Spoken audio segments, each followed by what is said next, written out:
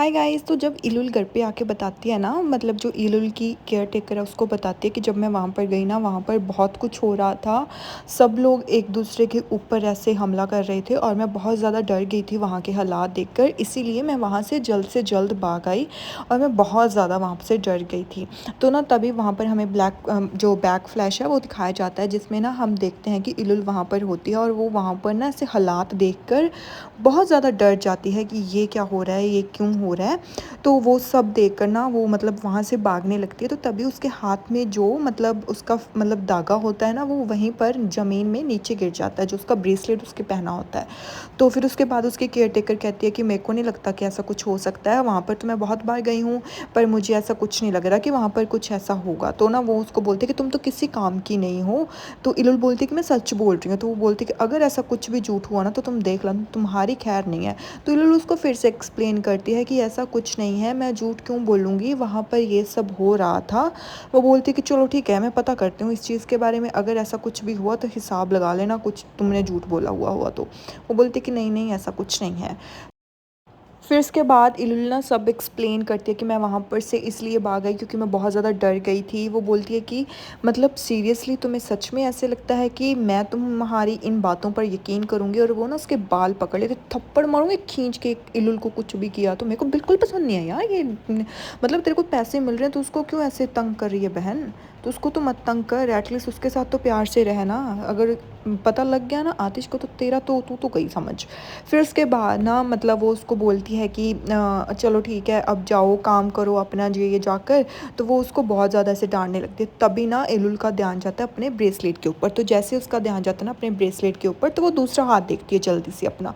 तो उस हाथ में भी ब्रेसलेट नहीं होता। तो वो जल्दी से कहती है कि ओ माई गॉड, मेरा ब्रेसलेट कहाँ गया, मेरा ब्रेसलेट। और वो ना वहाँ पर चिल्लाने लगती है और इधर उधर देखने लगती है, बट उसको वहाँ पर बिल्कुल भी ब्रेसलेट उसका मिलता नहीं है।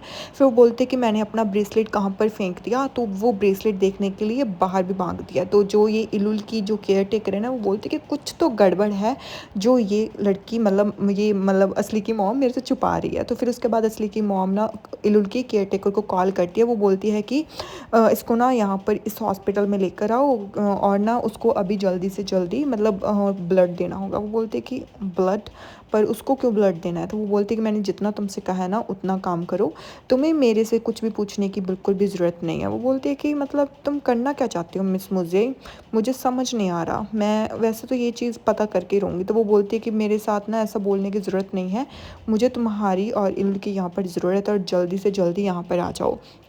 इतना कहते ही वो फ़ोन कट कर देती है। तो उसके बाद वो इल्लुल को पकड़ लेती है और बोलती है कि हमें ना हॉस्पिटल जाना है। और इधर हॉस्पिटल में सब लोग ऐसे ढूंढ रहे होते हैं कि ब्लड मिल जाए, ब्लड मिल जाए, पर किसी को भी कुछ भी ऐसे मतलब मिलता नहीं है, क्योंकि उसका ब्लड थोड़ा रेयर होता है। तो उसके बाद ना मतलब वो ऐसे पता करते हैं। तो जो जमाल है वो बोलता है कि मैं अभी पता करके और आता हूँ, क्या पता हमें किसी और से मिल जाए, मैं स्टूडेंट से पूछता हूँ, कुछ ना कुछ हो जाएगा। मरजान बिल्कुल भी तुम फिक्र मत करो यार। किस किस ने नोट किया कि इसके कर्ली बाल इसके ऊपर कितने अच्छे लग रहे हैं ना, ये पहले से ज़्यादा हैंडसम नहीं हो गया। इसको पता चल गया कि छोरियाँ मेरे पे मर रही हैं, भाई हैंडसम तो दिखना पड़ेगा। फिर उसके बाद वो बोलता है कि चलो अब मैं कुछ करता हूँ। तो इतना कहते ही वो वहाँ से चला जाता है। तो जैसे ही वो वहाँ से जाते हैं ना, तो बेचारी मरजान वहाँ पर बहुत ज़्यादा परेशान खड़ी होती है। मरजान की मतलब पीछे से एक लड़की आती है, वो मरजान को बताती है कि मतलब मेरा फ्रेंड है, उसका भी मतलब ज़ीरो नेगेटिव है, तो वो पर यहाँ पर नहीं है। फिर उसके बाद ये भी बताता है कि मरजान मैं यूनिवर्सिटीज़ में पता करता हूँ और हमने एक फ़ोन चेन क्रिएट कर ली है, तो कैसे ना कैसे हमें खून मिल जाएगा, तुम बिल्कुल भी टेंशन मत लो। तो मरजान अभी भी वहाँ पर टेंस खड़ी होती है, पर तभी वहाँ पीछे से ना जमाल चिल्लाता हुआ आता है और मरजान ऐसे रोने से लग जाती है उसको देखकर। वो बोलता है कि मरजान बिल्कुल भी तुम्हें परेशान होने की ज़रूरत नहीं है, हमें खून मिल गया है। तो वो बोलते हैं कि क्या सच में। वो बोलता है कि हाँ, मैंने बात कर ली है नर्स से और हमें ना जल्द से जल्द ब्लड मिल जाएगा। तो मिर्ज़ान कहती है कि थैंक गॉड ये सब सच हो गया, ठीक हो जाएगा अब आतिश। तो वो बोलती है कि मतलब आतिश का कुछ पता चला क्या तुम्हें, कि आतिश कैसा है, क्या वो ठीक है, क्या उन डॉक्टर्स ने कुछ बताया। तो मतलब जमाल और ना वो एक दूसरे की तरफ देखने लग जाते हैं, तो वो कुछ नहीं बोलते।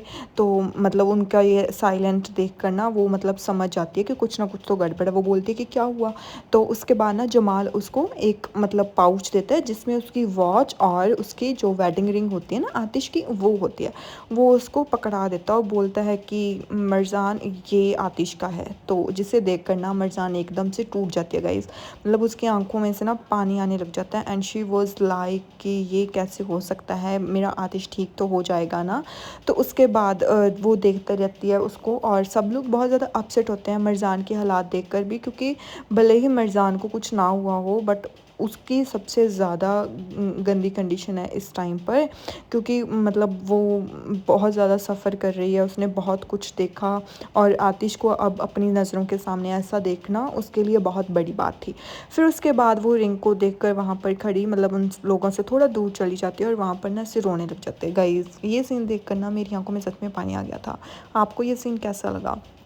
फिर हम देखते हैं कि दूसरी साइड इलुल ना ब्लड दे रही होती है, और जो इलुल की केयर टेकर होती है वो वहीं पर खड़ी होती है, बाहर उस पर ऐसे मतलब नज़र रख रही होती है।